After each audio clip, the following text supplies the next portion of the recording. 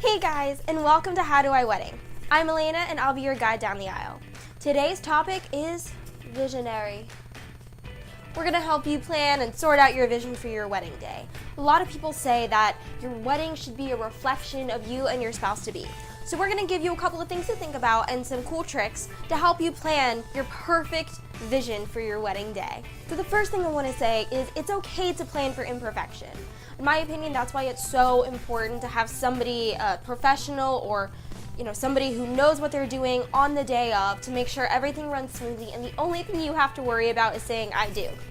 Another thing I want to say is something that I mentioned in my last episode about sometimes you'll have to adjust either your vision or your budget.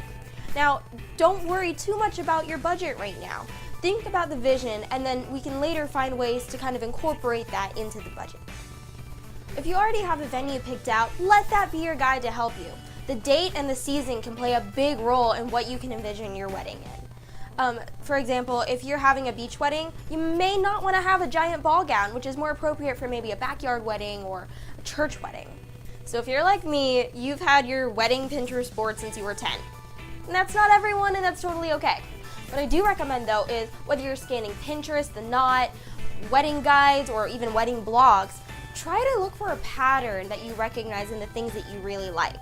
Another thing I recommend is to just close your eyes for 10 seconds and boom, imagine your day. Is it hot, cold? Is it day or night? Are there lots of people around, or is it only close family and friends? And lastly, do any colors or decorations in particular come to mind? All of these can just be a quick little brainstorm activity to help you kind of flash visionary your special wedding day. And they can help you come up with bigger ideas for maybe what you do want to incorporate. Another thing I really recommend is to be honest with yourself, especially when it comes to your project management skills. That's not everyone's forte, and that's totally okay.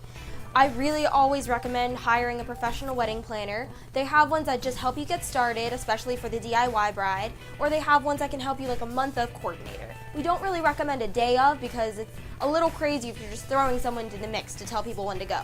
But we do recommend always maybe hiring a professional, or even if you can't afford that, maybe just a close family or friend that can really help you just get started and keep track of specific things during the day.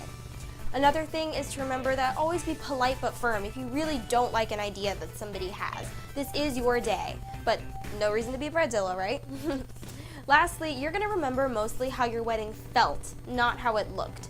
So as I mentioned in my last episode with budgeting, it's really important that the people around you, that's probably the most important thing on your wedding day. This is a celebration of you and your soulmate coming together and telling everybody in the world how much you love each other and want to spend the rest of your life together. You're going to remember that feeling more than you're going to remember the pretty garland hanging in the corner. As always, we'd like to thank Showbride for their support.